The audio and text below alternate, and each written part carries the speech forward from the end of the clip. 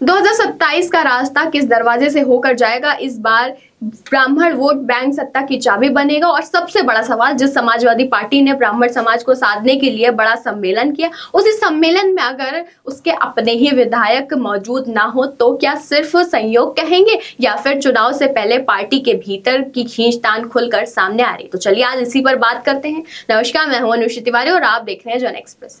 आज बात उस ब्राह्मण सम्मेलन की है जो ब्राह्मण की राजनीति से ज्यादा समाजवादी पार्टी के अंदरूनी राजनीति की वजह सुर्खियों में आ गया है। समाजवादी पार्टी इस वक्त 2027 के विधानसभा चुनाव की तैयारी पूरी तरह अपनी ताकत झोंक रही है। पीडीए यानी पिछड़ा, दलित और अल्पसंख्यक समीकरणों के साथ ब्राह्मण समाज को भी जोड़ने की कोशिश तेज कर दी है। इसी रणनीति के तहत मुरादाबाद के बुद्ध विहार स्थित व्हाइट हाउस में ब्राह्मण सम्मेलन आयोजित किया गया।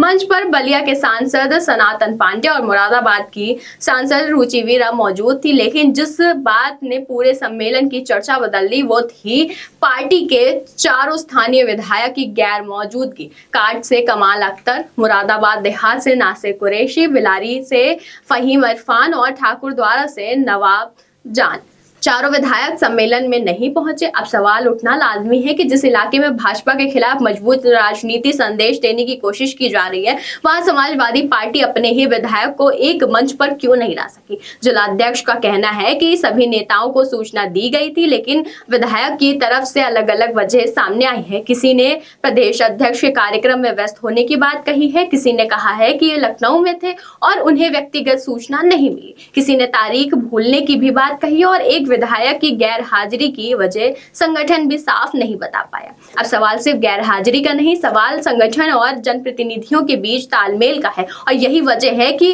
विपक्ष को भी हमला करने का मौका मिल गया। सवाल उठाने तो लाजमी है कि नेताओं एक मंच पर नहीं ला सके, वो 2027 में जनता को कैसे साथ लाएंगे? वैसे ये पहली बार नहीं हुआ है, इससे पहले भी दिशा समिति की बैठक में कई विधायक नहीं पहुंचे थे।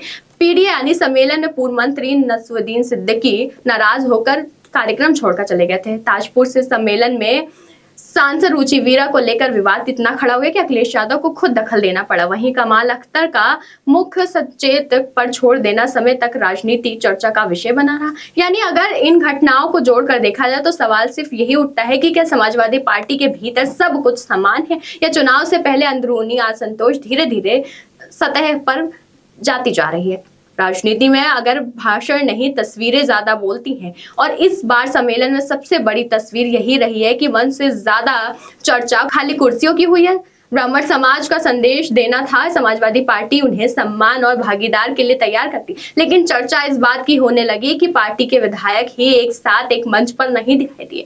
चुनावी राजनीति में संगठन की एकजुटता ही सबसे बड़ी ताकत है। अगर सब बड़े अभियान के दौरान नेता अलग अलग दिशा में दिखाई दे तो कार्यक्रम का मनोबल प्रभावित होता है और विपक्ष को हमला करने का भी मौका मिल जाता है। हालांकि किसी एक कार्यक्रम के आधार पर पूरी पार्टी का आकलन करना भी ठीक नहीं है, लेकिन नेताओं की व्यस्तता, कार्यक्रम का टकराव, सूचना देने की जैसे कमी से भी हो सकता है। लेकिन जब ऐसी घटनाएं बार बार सामने आने लगे तब वे सिर्फ संयोग नहीं रहता बल्कि राजनीतिक संकेत बन जाता है। 2027 का चुनाव अभी दूर है, लेकिन उसकी बिसात बीत चुकी है। भाजपा अपनी रणनीति पर काम कर रहा है, बसपा अपनी समीकरण साध रही है, कांग्रेस गठबंधन की संभावनाएं तलाश रही है और समाजवादी पार्टी नए सामाजिक समीकरण बनाने में जुटी हुई है। ऐसे में अगर समाजवादी पार्टी को ब्राह्मण समाज सहित नए वर्गों पर भरोसा जीतना है तो सबसे पहले उससे संगठन के भीतर भरोसे मजबूत करना होगा, क्योंकि चुनाव सिर्फ बड़े सम्मेलनों से नहीं बल्कि मजबूत संगठन और एकजुट टीम के साथ जीते जाते हैं।